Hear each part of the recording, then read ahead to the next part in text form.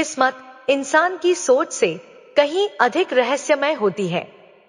मित्रों, कई बार इंसान हालातों की रेत में ऐसा फंसता है कि उसे कुछ भी दिखाई नहीं देता, उसकी मेहनत भी बेकार हो जाती है और उसकी बुद्धि भी कोई हल नहीं ढूंढ पाती, यहाँ तक कि उसकी सुंदरता और अच्छी बोलचाल सिर्फ दिखावा लगने लगती है। क्या जीवन सिर्फ एक संघर्ष है या फिर इन बातों से ऊपर कुछ और है जो हमारी कामयाबी का कारण बनता है? तो तैयार हो जाइए मित्रों, क्योंकि यह यात्रा आपके दिल को हिला देगी। मित्रों, वह एक ऐसा दिन था जब रेत तंदूर की तरह तप रही थी और लू के थपेड़े हर किसी को झुलसा रहे थे। इस तपती दोपहर में तीन दोस्त धूल भरे चेहरे लिए हुए धीरे धीरे किसी शहर की तरफ जा रहे थे। उनके कदम बेशक भारी थे, लेकिन उनके दिल में भविष्य को लेकर सपने थे जिससे उनका हौसला बरकरार था। चलते चलते अचानक उन तीन दोस्तों ने दूर एक खस्ताहाल इंसान को देखा जो उन्हें एक परछाई की तरह नजर आ रहा था। उन्होंने हैरानी से सोचा कि इस चिलचिलाती धूप में यह अकेला और बदहाल आदमी कौन हो सकता है। उनमें से एक दोस्त ने कहा, वह कौन होगा? और फिर वे तीनों एक दूसरे की तरफ देखने लगे। तीनों दोस्त उस आदमी की तरफ चल दिए। इधर वह दुखी आदमी जिसका नाम सुखदेव था, अपना जीवन बचाने की कोशिश कर रहा था। उसके सभी साथी और नजदीकी दोस्त मौत के घाट उतारे जा चुके थे। वह जख्मी हालत में इस तपते हुए रेगिस्तान को पार करने की कोशिश कर रहा था। अब उसे लगा कि जैसे उसकी आखिरी सांसें चल रही हैं। उसने सिर उठाकर चारों तरफ देखा। उसे कभी ना खत्म होने वाला रास्ता दिखाई दे रहा था कि अचानक उसे थोड़ी दूर एक पुराना सा पेड़ नजर आया। उसने अपनी बची खुची ताकत लगाई और फिर जख्मी हालत में उस पेड़ के नीचे जा पहुंचा। वह पेड़ की छांव के नीचे जाकर गिर गया और उसने अपनी आंखें बंद कर ली। सुखदेव अब अपने आप से सवाल कर रहा था, यह मेरे साथ क्या हुआ? क्या कोई अपना इतना अत्याचारी हो सकता है? उसने मेरे साथ ऐसा क्यों किया? और फिर उसने कुछ आवाजें सुनी। घबराकर उसने अपनी आंखें खोली तो उसे सामने से तीन नौजवान आते हुए दिखाई दिए जो उसकी तरफ ही बढ़े चले आ रहे थे। सुखदेव यह देखकर सहम गया कि उसकी जान लेने के लिए वे तीन लोग आ रहे हैं। उसने वहां से उठने की कोशिश की, पर उसके थके हुए कदमों ने उसके शरीर का साथ नहीं दिया। जब वे तीनों नौजवान मुसाफिर उसके नजदीक पहुंचे तो उसका हालचाल पूछने लगे। उनके चेहरों पर मुस्कुराहट देखकर सुखदेव का डर खत्म हो चुका था। वे तीनों उसके नजदीक आकर बैठ गए और उसे पानी पिलाया। उन्होंने सुखदेव से पूछा, वह कौन है? पर सुखदेव उनकी बातों का कुछ जवाब ना दे सका। उनमें से एक नौजवान ने सुखदेव से कहा, घबराओ मत भाई, हम तुम्हें कोई नुकसान पहुंचाने नहीं आए हैं। मैं तो एक मामूली सा किसान हूँ और मेरे पिताजी भी एक किसान हैं। गरीबी और तंगी के हालात ने मुझे निराश कर दिया, इसीलिए मैंने यह फैसला किया है कि मैं किसी दूसरे शहर में जाऊं और वहां पर कुछ ऐसा करूं जिससे मेरी जिंदगी बदल जाए। दूसरे मुसाफिर ने इस बात को आगे बढ़ाते हुए कहा कि मैं एक व्यापारी हूँ। मैंने अपनी मेहनत और अक्लमंदी से व्यापार में सफलता हासिल की और बहुत पैसा कमाया, लेकिन मेरी एक कमजोरी है कि मैं दूसरों पर बहुत जल्दी विश्वास कर लेता हूँ। इसी आदत के कारण मुझे व्यापार में धोखा मिला और मेरा सब कुछ लुट गया। जो भी मैंने इतने सालों की मेहनत से कमाया था, वह सब एक पल में खत्म हो गया। मैं अपनी किस्मत आजमाने के लिए अपने दोस्तों के साथ निकला हूँ। तीसरे मुसाफिर ने बड़े ही दुख भरे लहजे में कहा कि मैं एक अमीर और इज्जतदार घराने से हूँ। मेरा पालन पोषण बहुत ही अच्छे घर में हुआ, लेकिन एक दिन मुझ पर ऐसा इल्जाम लगाया गया जिसके बारे में मैंने सोचा भी नहीं था। मेरे पिताजी को मेरी बेगुनाही का विश्वास नहीं हुआ और उन्होंने मुझे घर से निकाल दिया। आज मैं बेघर और बेसहारा होकर दर दर की ठोकरें खा रहा हूँ। जब तीनों मुसाफिरों ने अपनी अपनी बात खत्म कर दी तो फिर उन्होंने सुखदेव से पूछा कि वह अपने बारे में भी कुछ बताएं। सुखदेव बोला, मैं तो सिर्फ उस परमात्मा पर विश्वास रखने वाला एक मामूली सा आदमी हूँ। इसके अलावा मेरा किसी और से कोई संबंध नहीं। वह तीनों दोस्त सुखदेव की बातें सुनकर सोच में पड़ गए। एक ने कहा, आपकी बातों से लगता है कि आप कोई आम इंसान नहीं हो। आपकी बातों में बहुत ही गहराई है। आप हम पर भरोसा कीजिए और बताइए कि आप असल में कौन है। सुखदेव ने एक लंबी सांस भरी और फिर कहा, मैं एक रियासत का राजा सुखदेव सिंह हूँ। यह सुनकर तीनों मुसाफिर हैरान रह गए और उसकी तरफ देखने लगे। सुखदेव ने आगे कहा, समय कभी भी किसी के साथ एक सा बर्ताव नहीं करता, चाहे वह कोई आम इंसान हो या फिर कोई राजा।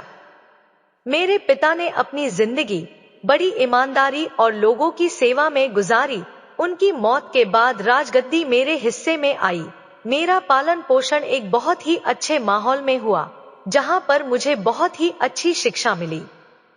मैंने अपने काम को ईश्वर का काम समझकर पूरी ईमानदारी और सच्ची भावना के साथ किया। यह सुनकर तीनों मुसाफिर हैरानी से पूछने लगे, तो फिर आपकी यह हालत कैसे हो गई? सुखदेव के चेहरे पर अब दुख की लकीरें साफ नजर आ रही थी। उसने जवाब दिया, मेरा एक भाई है जो बहुत ही ज्यादा कठोर दिल और जिद्दी है। वह हमेशा मेरे दुश्मनों के साथ मिलकर मेरे खिलाफ षड्यंत्र करता रहा है। यहाँ तक कि मैंने उसे राजगद्दी देने की बात भी कही, पर वह नहीं माना। और एक दिन उसने मेरे दुश्मनों के साथ मिलकर शहर में लूटमार शुरू कर दी। उनमें से एक टोली जिसकी अगुवाई मेरा भाई कर रहा था, उसने मेरे महल पर हमला कर दिया और मेरे सारे पहरेदारों को मार दिया। अगर वक्त रहते मैं वहां से ना निकलता तो आज मैं भी जिंदा ना होता, लेकिन परमात्मा की इच्छा शायद कुछ और ही थी और मेरी जान बच गई। मेरी राजगद्दी, मेरा राज्य और मेरे लोग, सब कुछ मुझसे छीन गया और आज मैं बिल्कुल अकेला हूँ। लेकिन मुझे इस बात का कोई दुख नहीं है, क्योंकि ईश्वर हमेशा मेरे साथ है। देखो, उसने तुम लोगों को भेज दिया और मेरी जान बच गई। सुखदेव की बात सुनकर वे तीनों नौजवान एक साथ बोले, आज से हम चारों दोस्त हैं। हर सुख दुख में हम एक दूसरे के साथ रहेंगे। और फिर कुछ देर तक आराम करने के बाद वे चारों अपने आगे के सफर पर रवाना हो गए। चलते चलते वे लोग आपस में बातें कर रहे थे कि जिंदगी कैसे गुजारी जा सकती है। उनमें से हर कोई अपने अनुभव के आधार पर अपनी अपनी राय दे रहा था। सबसे पहले किसान का बेटा बोला, मेरी राय में जिंदगी में सफलता मेहनत करने से ही हासिल होती है। इसीलिए इंसान को चाहिए कि वह हर हालत में मेहनत को जारी रखें। जीवन में कैसी भी परिस्थितियां हो, उसे मेहनत से डरना नहीं चाहिए। उसी समय व्यापारी के बेटे ने इस बात पर आपत्ति की और वह कहने लगा, मैं इस बात को नहीं मानता। मेरे विचार में मेहनत का कोई फायदा नहीं जब तक उसके साथ अक्लमंदी ना हो, क्योंकि बिना अक्लमंदी के मेहनत करने से सिर्फ समय ही खराब होता है। और फिर उनमें से वह नौजवान जिसका संबंध एक बहुत ही ऊंचे खानदान से था और वह शक्ल सूरत से बहुत ही सुंदर था, कहने लगा, तुम दोनों गलत हो। मेरे हिसाब से इंसान को उसके उद्देश्य तक ना तो मेहनत पहुंचाती है और ना ही अक्लमंदी। मुझे तो लगता है कि सुंदरता और अच्छी बोलचाल ही वह गुण है जो हर परिस्थिति को बेहतर बना सकते हैं। यही वह खूबियां हैं जो हमें हर मुश्किल से बाहर निकाल सकती हैं। सुखदेव जो चुपचाप इन सभी की बातें सुन रहा था, जब उसके साथियों ने उसके विचार पूछे तो उसने थोड़ा सा सोच विचार किया और फिर कहने लगा, इस दुनिया के मसले भी बड़े अजीब हैं, क्योंकि कई बार ना तो मेहनत का कोई फायदा होता है और ना ही अक्लमंदी का, ना ही सुंदरता कोई काम आती है और ना ही अच्छी बोलचाल। मेरी जिंदगी के अनुभव ने मुझे यह सिखाया है कि इंसान की किस्मत परमात्मा के हाथ में है। मनुष्य अपने सामर्थ्य के अनुसार उसी के बनाए हुए रास्तों पर चलता है, बाकी सब बातें बेकार हैं। जब तक उस परमात्मा की इच्छा ना हो, इंसान का कोई भी गुण उसके काम नहीं आता। चारों दोस्तों की बहस किसी भी नतीजे पर नहीं पहुंची। चलते चलते अब उन्हें एक शहर दिखाई दे रहा था। ऐसा शहर जहां पर पहाड़, जंगल और समुद्र सभी कुछ दिख रहा था। चारों दोस्तों को यह लगा कि अब उनके जीवन की एक नई शुरुआत होने वाली है। किसान का बेटा सबसे पहले बोला, मेरे विचार से यही वह शहर है जहां पर हम चारों को अपनी किस्मत आजमानी चाहिए। इसीलिए मैं सबसे पहले काम की खोज करने के लिए जाऊंगा, ताकि मैं कुछ पैसे कमा कर ला सकूं। तुम सभी यहीं पर मेरा इंतजार करो। यह कहने के बाद वह शहर की तरफ बढ़ने लगा। शहर में पहुंचकर उसने वहां के व्यापारियों और कारीगरों से अपने लिए कुछ काम मांगा, लेकिन उसे कोई काम ना मिला। आखिरकार जंगल के नजदीक उसकी मुलाकात एक लकड़हारे से हुई। किसान ने पूछा, क्या आप मुझे अपने पास काम पर रख सकते हैं, ताकि मैं अपने तीनों साथियों का पेट भर सकूं? लकड़हारे ने जवाब दिया, हे नौजवान, तुम यह कुल्हाड़ी उठाओ और जंगल से लकड़ियां काट कर लाओ। उन लकड़ियों को तुम शहर में जाकर बेचो। इस काम के तुम्हें 10 आने मिल जाएंगे। कुछ घंटे की सख्त मेहनत के बाद किसान के बेटे ने लकड़ियों का एक गट्ठर तैयार कर लिया और उसे शहर में बेच दिया। इस तरह से मेहनत करके उसने 10 आने कमा लिए थे और फिर उन पैसों से उसने अपने साथियों के लिए खाना खरीदा। वापस आते समय उसने शहर के दरवाजे पर लिखा, मेहनत का फल 10 आने। यह लिखने के बाद वह खाना लेकर अपने दोस्तों के पास पहुंचा और फिर उन सभी ने बड़ी खुशी से खाना खा लिया। अगली सुबह उन सभी दोस्तों ने ऊंचे खानदान से संबंध रखने वाले उस नौजवान से कहा, चलो आज तुम शहर जाओ और अपनी सुंदरता और अच्छी बोलचाल का फायदा उठाकर कुछ पैसे कमा कर लाओ। जब वह नौजवान शहर में दाखिल हुआ तो इधर उधर भटकता रहा। समय की बर्बादी के अलावा उसके हाथ कुछ भी नहीं आया। वह निराश होकर शहर से वापस ही आ रहा था कि उसकी मुलाकात एक आदमी से हुई जो उससे कहने लगा, मैं एक चित्रकार हूं और जहां पर भी मुझे सुंदरता नजर आती है मैं उसकी तस्वीर बना लेता हूं। क्या आप मेरी एक बात मानेंगे? मैं आपकी तस्वीर बनाऊंगा जो इस शहर में सुंदरता और जवानी की एक मिसाल बनेगी। उस नौजवान को अपने कानों पर विश्वास नहीं हुआ और वह इस बात पर राजी हो गया। इसके बाद वह चित्रकार उसे अपने घर पर लेकर गया। घर पहुंचकर चित्रकार ने उसे पहनने के लिए एक शाही पोशाक दी। नौजवान ने वह कपड़े पहने और चित्रकार के कहने पर वह एक जगह पर बैठ गया। चित्रकार ने उसकी तस्वीर बनानी शुरू कर दी। जब उसका काम पूरा हो गया तो उसने नौजवान को 2 चांदी के सिक्के दिए। नौजवान की खुशी की कोई सीमा नहीं थी। वह शहर की मंडी में गया और उसने वहां से खाने पीने की चीजें, कपड़े, जूते सब कुछ खरीदा। यह सारा सामान लेकर जब वह शहर के मुख्य दरवाजे से गुजरा तो उसने अपने दोस्त की लिखी हुई बात वहां पर पढ़ी। तब उस नौजवान ने भी उस बात के नीचे अपनी एक बात लिख दी। उसने लिखा, मेहनत से बेहतर है सुंदरता, जिसकी एक दिन की कीमत है 2 चांदी के सिक्के। इसके बाद वह नौजवान जब अपने दोस्तों के पास आया तो सभी दोस्तों ने मिलकर खाना खाया। सभी ने नए कपड़े पहने और उनके कुछ दिन बड़ी खुशी से गुजर गए।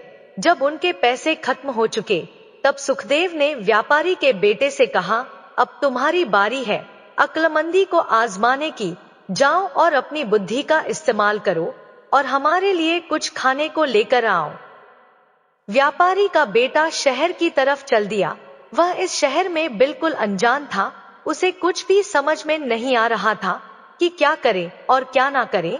वह बाजार की तरफ निकल गया कि तभी उसने देखा कि बाजार के सभी व्यापारी अपना काम छोड़कर समंदर की तरफ जा रहे थे। वह भी उनके पीछे पीछे चलने लगा। जब वह समंदर के किनारे पर पहुंचा तो उसने देखा कि एक व्यापार के माल से भरा हुआ बहुत ही बड़ा समुद्री जहाज समंदर के किनारे पर खड़ा था। व्यापारी उस जहाज पर चढ़ गया और उसके मालिक से माल को खरीदने की बात करने लगा, लेकिन कीमत ज्यादा होने के कारण वह कुछ ना खरीद सका और फिर वहां से चला गया। वे लोग कह रहे थे कि कुछ दिनों के बाद जब यह माल बेकार हो जाएगा तो इसका मालिक इसे कम कीमतों में बेचने के लिए मजबूर हो जाएगा। जब शहर के सारे व्यापारी अपने अपने कामों पर चले गए, तब उस नौजवान व्यापारी ने जहाज के मालिक के पास जाकर सारा माल खरीदने की बात कही और उनका सौदा 1000 स्वर्ण मुद्राओं में तय हो गया। तब उस नौजवान ने कहा, मैं यह रकम आपको कल अदा करूंगा। इसके बाद वह शहर में गया और वहां जाकर उसने यह ऐलान कर दिया कि समुद्री जहाज का सारा माल उसने खरीद लिया है। शहर के वे व्यापारी जो उस माल को हर कीमत पर खरीदना चाहते थे, उसके पास आए और उससे माल खरीदने की बात करने लगे। बातचीत करने के बाद उन व्यापारियों ने वह माल उस नौजवान से 1100 सोने की अशर्फियों में खरीद लिया। नौजवान ने व्यापारियों से वह रकम ली और फिर वह जहाज पर गया और उसने जहाज के मालिक को 1000 सोने के सिक्के दिए और वह सारा माल व्यापारियों के हवाले कर दिया। इस तरह से अपनी अक्लमंदी से उस नौजवान ने 100 सोने के सिक्के मुनाफे में कमा लिए थे। अब वह नौजवान व्यापारी जब शहर के मुख्य दरवाजे से निकला तो उसने अपने दोस्तों की लिखी हुई बातें वहां पर पढ़ी। उन बातों के नीचे उसने अपनी बात भी लिखी। बुद्धि सबसे बड़ी ताकत है, इसकी एक दिन की कीमत है 100 स्वर्ण मुद्राएं। अब उन चारों दोस्तों ने इस रकम से कई हफ्तों तक बड़े आराम से गुजारा किया। जब वह रकम खत्म हो गई तो उन्होंने सुखदेव से कहा, अब तुम्हारी बारी है। तुम मेहनत, सुंदरता और बुद्धि पर यकीन नहीं रखते। अब जाओ और अपनी किस्मत के सहारे हमारे लिए कुछ पैसे कमा कर लाओ। सुखदेव जो कि एक राजा था, उसने कभी अपनी जिंदगी में रोजी रोटी कमाने का काम नहीं किया था। उसे समझ में नहीं आ रहा था कि कहां से शुरू करे। जब वह शहर में दाखिल हुआ तो उसने देखा कि एक जगह पर लोगों की भीड़ जमा थी। सभी लोग बड़े दुखी थे। वे लोग रो रो कर विलाप कर रहे थे। सुखदेव ने पूछा तो पता चला कि शहर के राजा की मौत हो चुकी है और लोग उसकी अर्थी को श्मशान ले जा रहे थे। सुखदेव भी वहीं पर मौजूद था, लेकिन वह अंतिम यात्रा में शामिल नहीं हुआ। तभी वहां से गुजरते हुए शहर के कोतवाल ने उसे देखा। उसने पूछा, तुम कौन हो? यहाँ के तो नहीं लगते। तुम यहाँ पर क्यों आए हो और तुम विलाप क्यों नहीं कर रहे? सुखदेव ने उसकी बात का कोई जवाब नहीं दिया तो कोतवाल को उस पर शक हुआ और उसने उसे किसी दूसरे राज्य का जासूस समझकर कैदखाने में डलवा दिया। दूसरी तरफ सुखदेव के तीनों साथी अपनी उसी जगह पर उसकी वापसी का इंतजार कर रहे थे। जब वह दूसरे दिन भी वापस नहीं आया तो तीनों साथियों ने उसकी खबर लेने के लिए शहर का रुख किया और यहाँ पर जो राजा इस दुनिया से चला गया था, उसकी ना तो कोई संतान थी और ना ही कोई भाई जो उसके बाद राजगद्दी को संभाल सकता। राजा ने अपने जिंदा रहते ही एक चिट्ठी अपने सबसे भरोसेमंद मंत्री के नाम लिख दी थी और यह भी कहा था कि यह चिट्ठी उसके मरने के बाद खोली जाए। जब उस मंत्री ने वह चिट्ठी खोली तो उसमें राजा की वसीयत दर्ज थी। राजा ने अपने जिंदा रहते ही यह फैसला कर लिया था कि उसकी राजगद्दी पर कोई ऐसा इंसान बैठेगा जो ना तो मंत्री हो और ना ही किसी दूसरे ऊंचे पद का मालिक हो, बल्कि ऐसा कोई आम इंसान हो जिसे राजधर्म, मर्यादा, राजनीतिक हुनर और सच्चे उसूलों की जानकारी हो। राजा की उस चिट्ठी में कुछ सवाल थे जिनका सही जवाब देने वाले को राजगद्दी मिल सकती थी। कुछ दिनों के बाद राजा के सभी दरबारियों ने मिलकर राजा के उत्तराधिकारी के बारे में सलाह मशवरा करना शुरू किया और यह फैसला किया गया कि राजा की वसीयत को पूरा किया जाए। फिर पूरे राज्य में ऐलान करवाया गया कि जो भी राजा के सवालों के सही सही जवाब देगा और चिट्ठी में लिखी हुई बातों को पूरा करेगा, उसे ही राजा का उत्तराधिकारी माना जाएगा। यह ऐलान सुनने के बाद कई लोग वहां पर आए, लेकिन कोई भी राजा के सवालों के जवाब ना दे सका। राज्य की प्रजा अब परेशान थी, क्योंकि राजगद्दी को ज्यादा समय तक खाली छोड़ना खतरे को न्योता देने के बराबर था। फिर एक दिन कोतवाल ने सुखदेव के बारे में सभी दरबारियों को बताया, एक अजनबी आदमी कैदखाने में पड़ा है। मैंने उसे कैद तो कर लिया था, लेकिन शक्ल सूरत से वह कोई भला इंसान मालूम पड़ता है। अगर हम लोग उससे बात करें और उसे परखें तो हो सकता है कि वह इस राज्य के लिए सही साबित हो। कुछ लोगों को इस बात पर आपत्ति थी, लेकिन बाकी लोगों का यह कहना था कि एक बार उसे आजमाने में कोई हर्ज नहीं है। फिर कुछ दरबारी सुखदेव के पास गए। उससे अलग अलग तरह के कई सवाल पूछे गए। अब क्योंकि सुखदेव बचपन से ही एक अच्छे गुरुकुल में शिक्षा ग्रहण कर चुका था और उसने सभी सवालों के सही सही जवाब भी दिए, दरबारियों ने उससे पहला सवाल पूछा कि वह कौन सा घड़ा है जो जितना मर्जी भर लो पर कभी भरता नहीं। सुखदेव ने जवाब दिया कि लालच का घड़ा। दूसरा सवाल पूछा गया कि वह कौन सा रथ है जिसका पहिया हमेशा घूमता रहता है। सुखदेव ने इसका जवाब भी बड़ी शांति से दिया कि वह समय के रथ का पहिया है जो हमेशा घूमता रहता है। तीसरा सवाल पूछा गया कि वह कौन सा तराजू है जिसका तोल कभी गलत नहीं होता। सुखदेव ने इसका जवाब दिया कि इंसाफ का तराजू। अगला सवाल पूछा गया कि वह कौन सा घड़ा है जो एक ना एक दिन भरता जरूर है। इसका जवाब सुखदेव ने दिया कि पाप का घड़ा। आखिरी सवाल पूछा गया कि वह क्या है जिसे जितना मर्जी छुपाया जाए लेकिन वह सामने आ ही जाता है। सुखदेव का जवाब था सच यानी सच्चाई, जिसे कोई भी छुपा नहीं सकता। इसके अलावा भी और कई तरह के सवाल सुखदेव से पूछे गए। उसने सभी सवालों का बिल्कुल सही सही जवाब दिया। दरबारियों को अब इस बात का एहसास हो चुका था कि सुखदेव कोई साधारण इंसान नहीं है। फिर सभी ने उससे यह अनुरोध किया कि आप हमारे राज्य के राजा बन जाइए, क्योंकि परमात्मा की भी यही मर्जी है। इस तरह से सुखदेव को कारागार से रिहा कर दिया गया और उसे राज्य का राजा बना दिया गया। राजा बनने के बाद सुखदेव ने कहा, आप लोगों ने मुझे राजा बनाया है, अब यह मेरी जिम्मेदारी है कि मैं पूरी ईमानदारी और इंसाफ के साथ इस राज्य की समस्याओं को दूर करूं, ताकि मैं उस परमात्मा के दरबार में भी सफल हो सकूं। फिर सुखदेव को शाही पोशाक पहनाकर एक हाथी पर बिठा दिया गया। इसके बाद राजा सुखदेव की सवारी शहर के सारे इलाकों से गुजरती हुई जब शहर के मुख्य दरवाजे पर पहुंची तो सुखदेव ने वहां पर बड़े बड़े अक्षरों में लिखी हुई कुछ बातें पढ़ी। उसकी समझ में आ गया कि यह वही बातें हैं जो उसके 3 दोस्तों ने लिखी थी। राजा ने अपने एक नौकर से कहा कि वह शहर के मुख्य दरवाजे पर लिखी हुई इन बातों के नीचे एक बात और लिख दो, मेहनत, अक्लमंदी, सुंदरता, जो भी गुण इंसान में आते हैं वह सब उस परमात्मा की इच्छा से आते हैं और उसी की मर्जी से सब कुछ चलता है। दूसरी तरफ सुखदेव के वे दोस्त उसकी खोज में धक्के खाते हुए इधर उधर घूम रहे थे। जैसे ही वे लोग शहर के बाजार में पहुंचे तो उन्होंने एक बड़े से हाथी पर एक बड़े ही सुंदर नौजवान को बैठे हुए देखा। उनकी हैरानी की सीमा ना रही जब उन्हें यह पता चला कि यह तो उनका दोस्त सुखदेव है। इस सारे नजारे को देखकर वे लोग दंग रह गए। फिर उन्होंने लोगों से इस सवारी के बारे में पूछा तो लोगों ने उन्हें बताया कि यह हमारे राज्य के नए राजा हैं, जिन्हें शाही दरबारियों ने चुना है।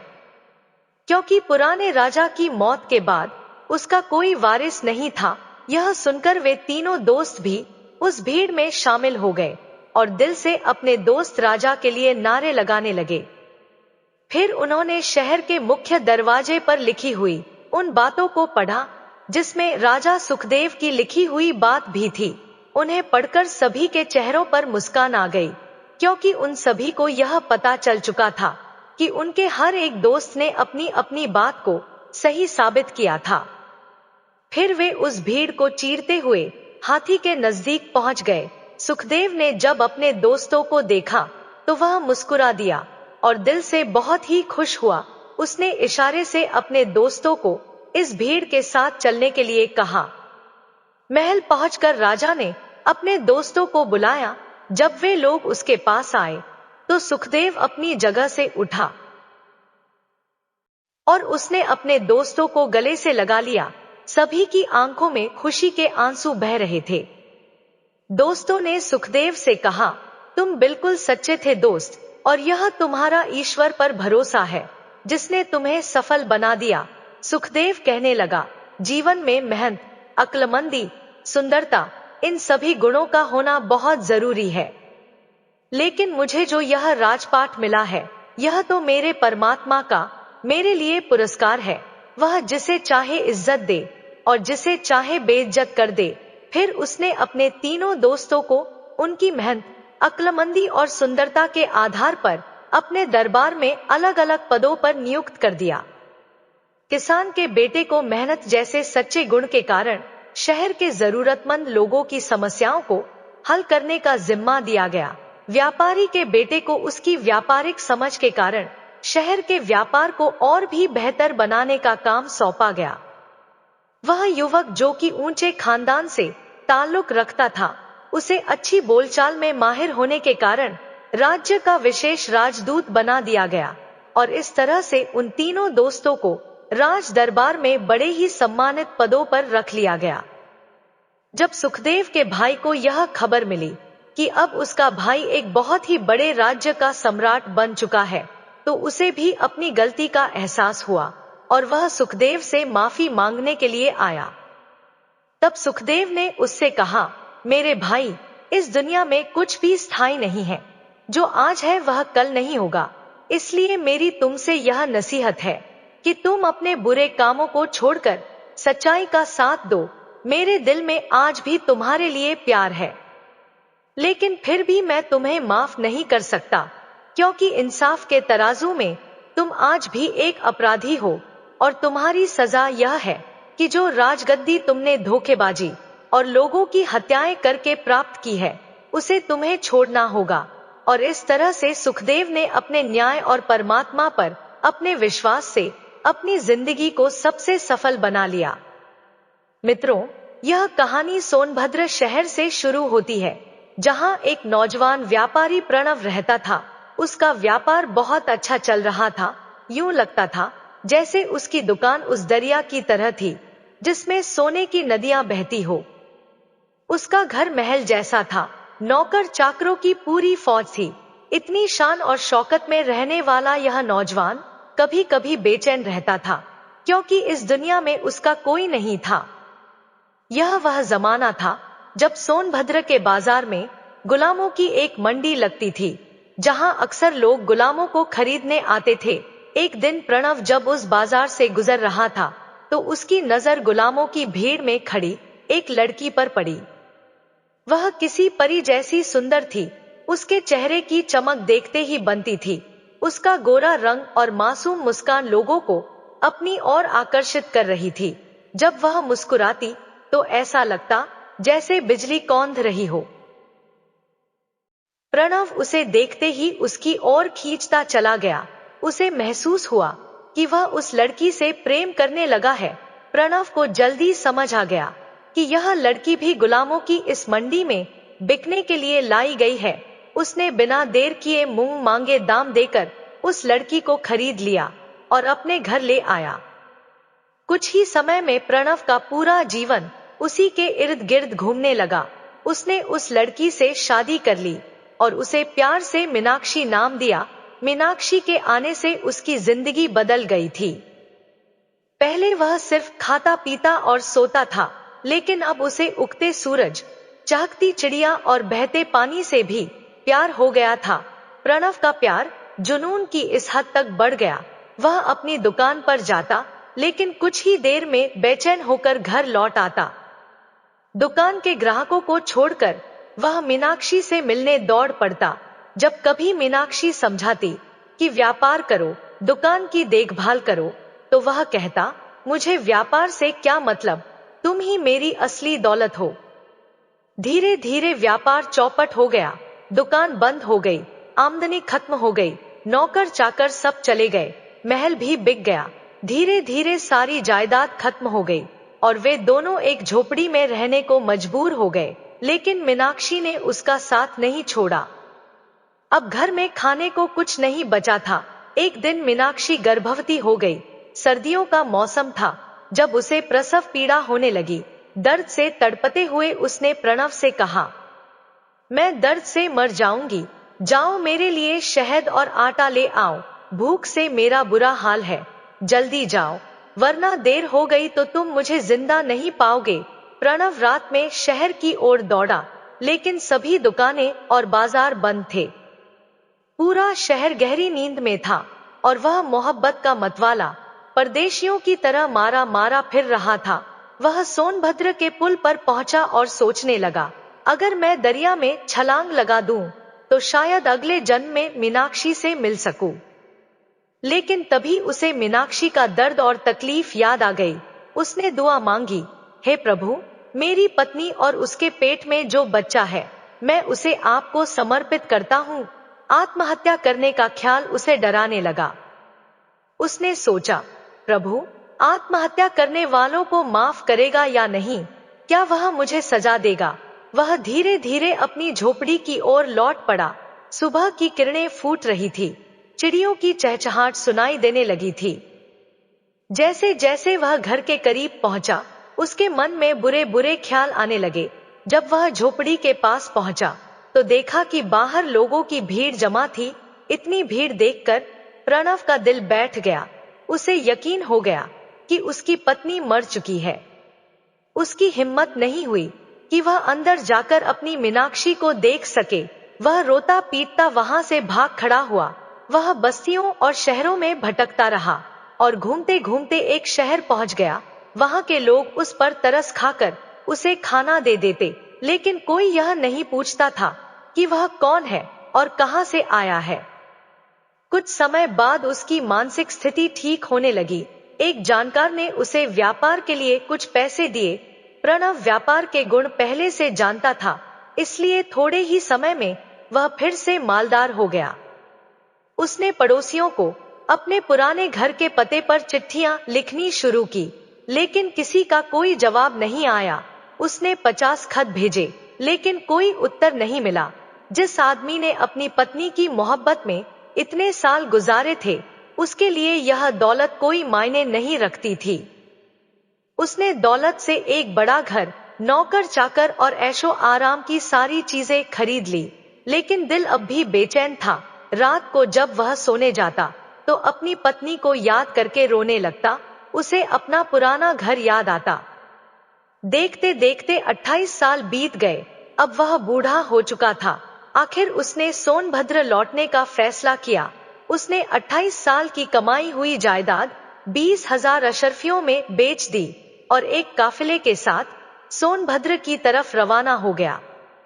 दिल में बस एक ही इच्छा थी कि सोनभद्र का होकर रह जाए, लेकिन उसकी खराब किस्मत थी कि रास्ते में काफिले पर डाकुओं ने हमला कर दिया। उन्होंने काफिले का सारा माल लूट लिया और उसका भी। वह लुटा पिटा व्यक्ति रात दिन चलता रहा, सोचता रहा कि यह दुनिया दुखों और मुसीबतों का घर है। पत्नी की जुदाई का दुख अभी खत्म भी नहीं हुआ था कि दूसरा दुख आ पड़ा।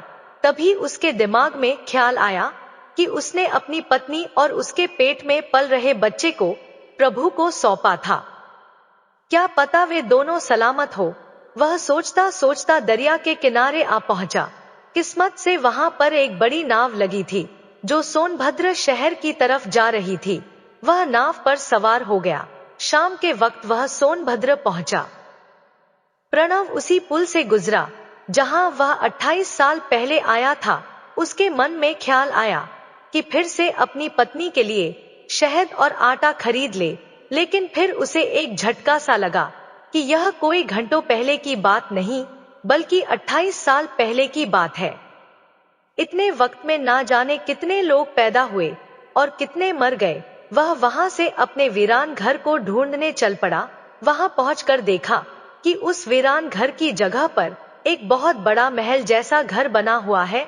महल के दरवाजे पर कई नौजवान खड़ा था। वह सोच में पड़ गया। वह वापस मुड़ा कि किसी से पूछ ले, लेकिन पूछे तो किससे? सारी जगह तो अब बदल चुकी थी। अचानक उसकी निगाह पास की ही एक दुकान पर पड़ी। उसने दुकान वाले से पूछा, यह महल किसका है? दुकानदार ने बताया, यह महल एक नौजवान का है जिसका बाप 28 साल पहले गुम हो गया था। उसका कुछ पता नहीं चला। इस नौजवान का किस्सा भी बड़ा अजीब है। दुकानदार ने आगे कहा। इस नौजवान का बाप एक जाना माना व्यापारी था। उसने एक स्त्री खरीदी और फिर उसी का होकर रह गया। जब स्त्री को प्रसव पीड़ा हुई और वह व्यापारी उसके लिए सामान लेने गया तो फिर वापस न आया। लेकिन मेरे माता पिता ने उस स्त्री की मदद की और वह मां बन गई।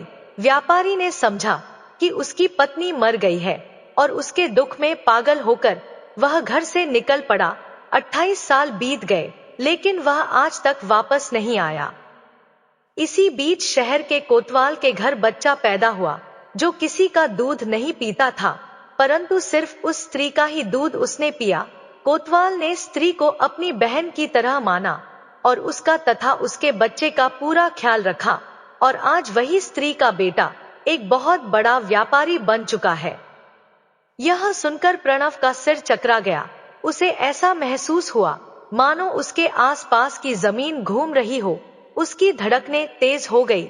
उसने दुकानदार से पूछा, इस नौजवान व्यापारी की मां कहां पर है? जवाब सुनने के लिए प्रणव इस कदर बेचैन था मानो वह किसी अदालत का अपराधी हो और उसे कत्ल के जुर्म की सजा दी जानी हो। दुकानदार ने बताया, आजकल वह सामने वाले महल में रहती है। प्रणव की आंखों से आंसू थम नहीं रहे थे। वह जल्दी जल्दी महल की तरफ बढ़ने लगा। उसकी सारी थकावटें दूर हो गई। जवानी की यादें उसके दिमाग में घूमने लगी। वह सोच रहा था कि मैं जिसे मरा समझ रहा था वह आज भी जिंदा है। वह बच्चा जो मौत के दरवाजे पर खड़ा था आज एक बहुत बड़ा व्यापारी बन चुका है। जब प्रणव घर के दरवाजे पर पहुंचा तो घर का मालिक जो एक जवान लड़का था ने पूछा, साहब क्या तलाश करते हो? प्रणव का दिल धड़कने लगा। आंखों से आंसू रुकने का नाम नहीं ले रहे थे। वह बस इतना ही कह सका, मैं तेरा बाप हूं। लड़के को एक झटका सा लगा। वह बोला, मेरे पीछे पीछे आइए। इस लड़के के पीछे पीछे चलता हुआ प्रणव एक कमरे के बाहर पहुंचा। लड़के ने उसे वहीं पर खड़ा किया और अंदर अपनी मां से पूछने के लिए चला गया। प्रणव के दिल से आवाज आई कि अंदर उसकी पत्नी ही है। उसने आवाज लगाई। उसकी आवाज पहचानकर उसकी पत्नी दौड़ती हुई बाहर आई और उसे जिंदा देखकर खुशी के आंसू बहाने लगी। वह चाहती थी कि फौरन प्रणव के सीने से लग जाए, लेकिन जवान बेटे के सामने ऐसा ना कर सकी। उनका बेटा बिना कुछ कहे सुने बाहर चला गया ताकि उसके माँ बाप जी भरकर अपनी पुरानी यादों को ताजा कर सकें। इस तरह वह शख्स जो अपनी प्रेमिका को मुर्दा समझकर चल दिया था और उसके प्रेम में पागल हो गया था, आज जब वापस आया तो अपनी प्रेमिका को जिंदा पाया और साथ ही अपने बेटे को भी पा लिया। वह घर जो कल तक वीरान था आज महल बन चुका था। उसे अपनी पत्नी भी मिल गई और बेटा भी। इसके बाद जब तक वह जिंदा रहा बड़ी खुशी के साथ अपने परिवार के साथ रहा। इस कहानी की सीख यह है कि नसीब और तकदीर इंसान की सोच से कहीं अधिक रहस्यमय होती है। जब इंसान अपने दुखों से हारकर उम्मीद छोड़ देता है तब कुदरत उसकी जिंदगी में ऐसे मोड़ लाती है जिसकी उसने कभी कल्पना भी नहीं की होती। जो तकदीर में लिखा होता है वह किसी ना किसी रूप में हमें मिल ही जाता है। तो मित्रों, वीडियो कैसी लगी कमेंट करके जरूर बताएं। वीडियो को लाइक शेयर करें और हमारे चैनल को सब्सक्राइब करें। आप सभी का धन्यवाद।